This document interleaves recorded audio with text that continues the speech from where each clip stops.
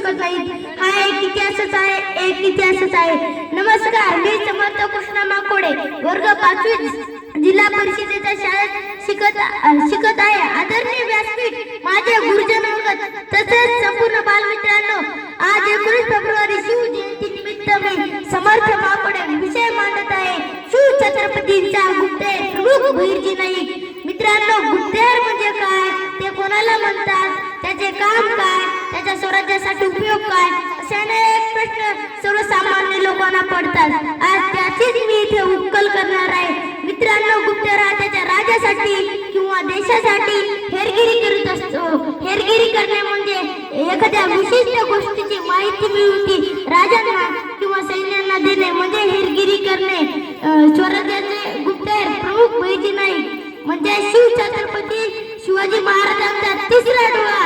शिवछत्रपतींनी तोरण मांडले, शिवछत्रपतींनी स्वराज्य स्थापन केले, पण कोणाच्या बळावर, कोणाच्या धरावर, कोण होतं मदतीला, कोण होतं पाठीशी, तर या शिवबाराजांच्या सोबत होती मावळखोरातील 18 प्रगट जातीतील लंगोटीतील पोरं। या पोरा ढवळ्याच्या बळावर शिवबाराजांनी अख्खा प्रपंच उभा केला। मावळे यांना सोबत घ्यायचे आणि कुठेतरी माळरानात जायचे, तेथे त्यांना तलवारबाजीचे प्रशिक्षण द्यायचे।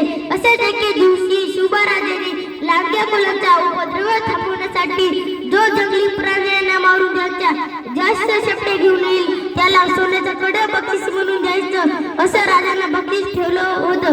हे भैरजीने ऐकलं होतं। भैरजीने अनेक प्राण्यांना मारून त्यांच्या शेपट्या घेऊन आले आणि त्या मासाहेब जिजाऊंना दाखवल्या। जिजाऊंनी त्यांना सोन्याचं कडं बक्षीस म्हणून दिलं। तेव्हा भैरजी नाईक जिजाऊंना म्हणतात, मासाहेब राजा कुठे आहेत, मला राजांना भेटायचं आहे। तेव्हा जिजाऊ म्हणतात, असतील कुठेतरी माळरानात विठू दांडूचा खेळ खेळत। तेव्हा लगेच भैरजी नाईक जंगलाच्या दिशेने जातात। तेथे त्यांना खूप गलका येतो। तेव्हा ते त्या दिशेने जातात आणि म्हणतात, तुमच्यापैकी शिवाजी राजे कोण आहेत? तेव्हा शिवाजी राजे स्वतःहून म्हणतात, मी आहे, काय काम काढलेस राव? तेव्हा भैरजी नाईक म्हणतात, मी प्राण्यांना मारून त्यांच्या अनेक शेपट्या घेऊन आलो। तेव्हा मासाहेब जिजाऊंनी मला सोन्याचं कडं बक्षीस म्हणून दिलं। राजाला वाटलं कामाचा आहे, चपळ दिसतोय। राजांनी म्हणलं, काय काय येतं रे तुला? तेव्हा भैरजी नाईक म्हणाले, सगळंच येते की राजा, नकल करतो, वेषांतर करतो की राजा, तुम्ही पण मला ओळखू शकणार नाही। असं होय की मग आमच्या खेळात सामील? आज नाही राजा, उद्यापासून होतो। का बरं?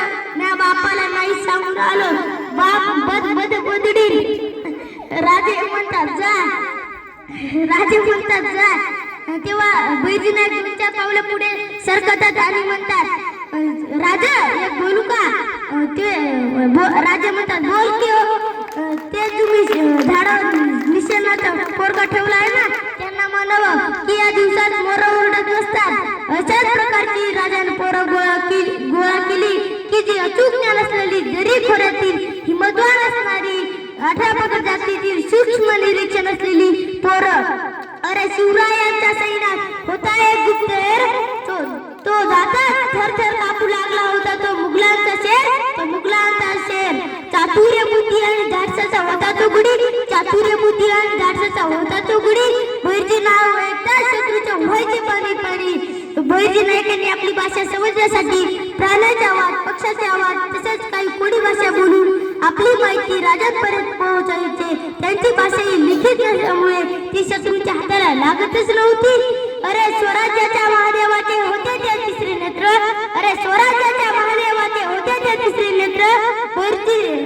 भैरजी नाईक तो वीर होता, तो वाघ होता, तो दुश्मनाला जाणारी आग होता। असेच मावळे सोबतीला घेऊन शिवबाराजांनी आपल्याला स्वराज्य स्थापन करून दिले। अशी नजर करारी सदा, गनिम बिदुनी पायी अर्पार।